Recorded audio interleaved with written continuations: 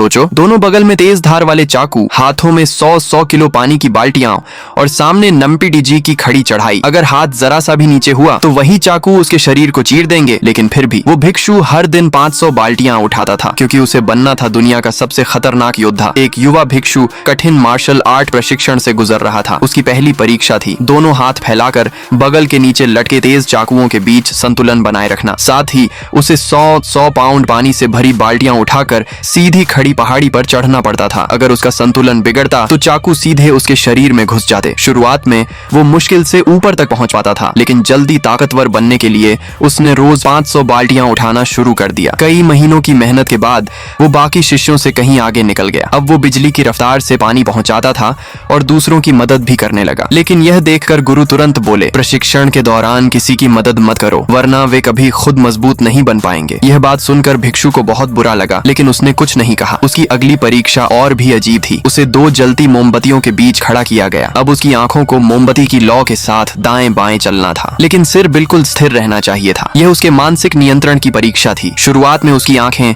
लौ की गति पकड़ ही नहीं पाती थीं, और जैसे ही गुरु ने गति बढ़ाई उसका सिर हिल गया। तुरंत जलती मोमबत्ती उसके चेहरे से टकराई। गुरु बोले, तुम्हारी आंखें चल सकती हैं, लेकिन सिर कभी नहीं। भिक्षु ने हार नहीं मानी। उसने दोबारा कोशिश की। इस बार उसकी नजरें तलवार जैसी तेज थीं। गुरु जितनी तेज लौ घुमाते उसका सिर उतना ही स्थिर रहता। अब गुरु के चेहरे पर संतोष भरी मुस्कान थी, लेकिन असली परीक्षा अभी बाकी थी। दोस्तों पार्ट 2 के लिए सब्सक्राइब करो।